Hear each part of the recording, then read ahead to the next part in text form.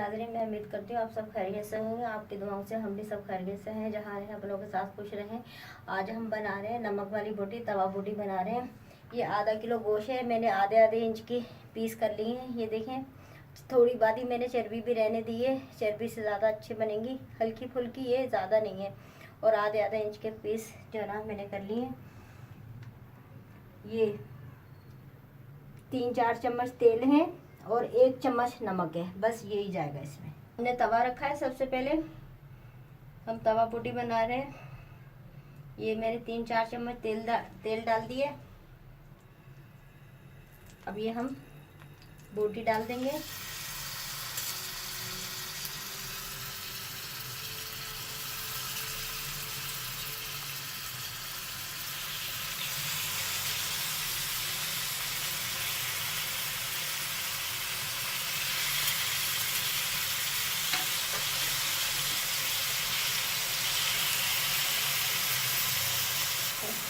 और ये हमारे पास 1 चम्मच नमक है, आगे ये डाल देंगे हम। नमक वाली तवा बोटी बना रहे हैं। इसको अच्छे तरीके से मिक्स करेंगे नमक को हम, ताकि पूरे गोश्त में मिक्स हो जाए नमक।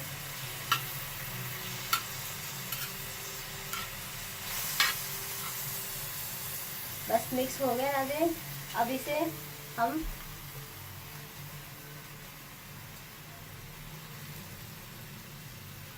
इस तरह करके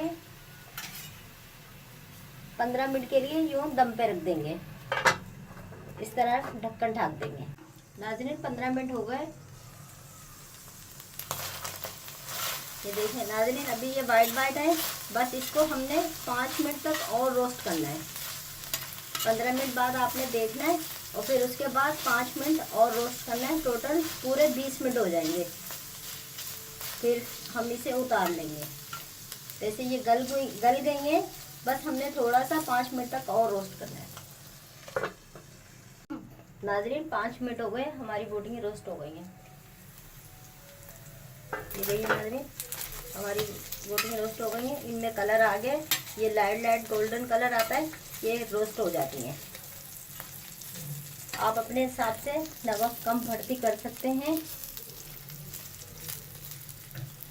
मैंने अपने हिसाब से डाला है, आप अपने हिसाब से नमक कम बढ़ती कर सकते हैं। ये बिल्कुल तैयार हो गई हैं और नॉर्मल आंच पे हम रखें, आधी से भी आधी आंच पे रखिए।